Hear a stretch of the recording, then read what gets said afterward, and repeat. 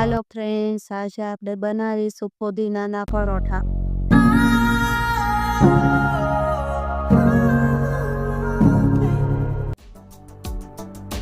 આ અડધો વાટકા જેટલા પુદીનાના પાન છે.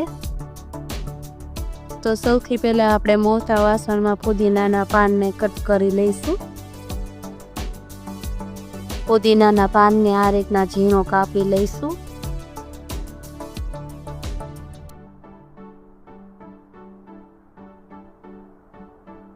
આ એક વાટકો ઘઉંનો ઝીણો લોટ લીધો છે, જે આપણે રોટલી કરતા હોઈએ જ. આ એક વાટકા લોટને આપણે ચાળી લઈશું.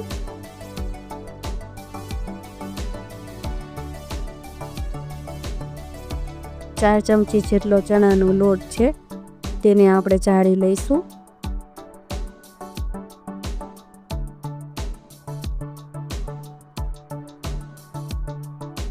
સ્વાદ પ્રમાણે તેમાં મીઠું એડ કરશું. અડધી ચમચી જેટલું લાલ મરચું એડ કરશું. જો તમે આ પરોઠા બાળકો માટે બનાવતા હોય તો લાલ મરચાંને સ્કીપ કરી શકો છો.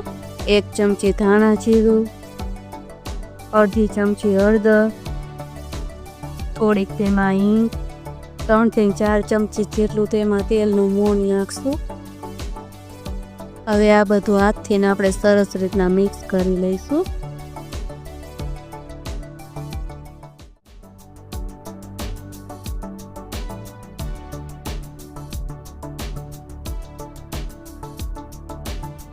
હવે આમાં આપણે જરૂર પ્રમાણે પાણી નાખીને લોટ બાંધી લઈશું. જે રીતના આપણે પરોઠાનો બાંધતા હોય ને એ જ રીતના.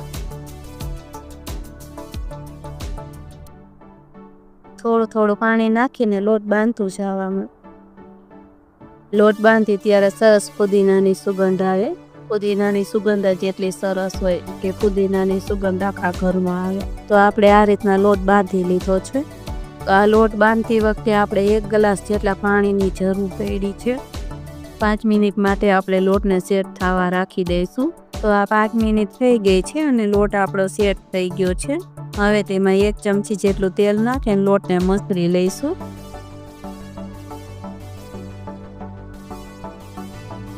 હવે આમાંથી આપણે બનાવશું પરોઠા. આમાંથી થોડોક લોટ લઈ અને મીડિયમ સાઈઝનો લોવો કરી લઈશું. જે સાઈઝના તમારે બનાવવો હોય એ સાઈઝના.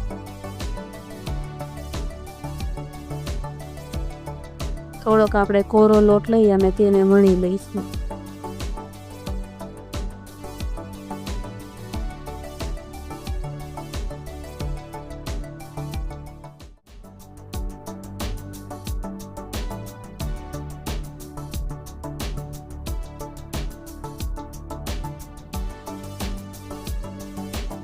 આ રીતના વણીને તૈયાર કરી લઈશું.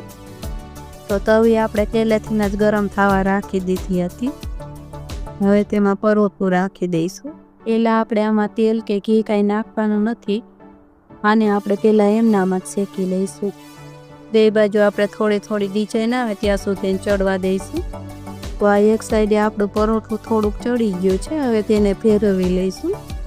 હવે એને બીજી સાઈડે પણ ચડવા દઈશું. હવે આને બંને બાજુ 1 ચમચી તેલ નાખી અને સરસ રીતના ચડાવી લઈશું. આ પરોઠાને તમારે ઘીમાં બનાવવો હોય તો ઘીમાંય બનાવી શકો છો. હું અહીંયા તેલમાં બનાવું છું. તો આ રીતના સરસ પુદીનાના પરોઠા બનીને તૈયાર થઈ જાય છે. ધીમો ગેસ રાખી અને પરોઠાને શેકી લેવાના. તો આપણે પરોઠાને સાથે સાથે વણતા જઈશું અને સાથે સાથે શેકતા પણ જઈશું. આ રીતની ડિઝાઇન થઈ જવી જોઈએ. તો પરોઠો આપણો શેકાઈ ગયો છે. હવે તેને નીચે ઉતારી લઈશું. બાકીના બધા જ પરોઠા હવે આ રીતના તૈયાર કરી લઈશું. આ પરોઠાને તમે ટિફિનમાં બનાવીને પણ આપી શકો છો. બાળકોને નાસ્તામાં બનાવીને આપી શકો છો. આ પરોઠાને તમે દહીં સાથે પીસી શકો છો કે અથાણા સાથે કે કેચઅપ સાથે પણ ખાઈ શકો છો. તો તૈયાર છે આપણા એકદમ ટેસ્ટી પુદીનાના પરોઠા.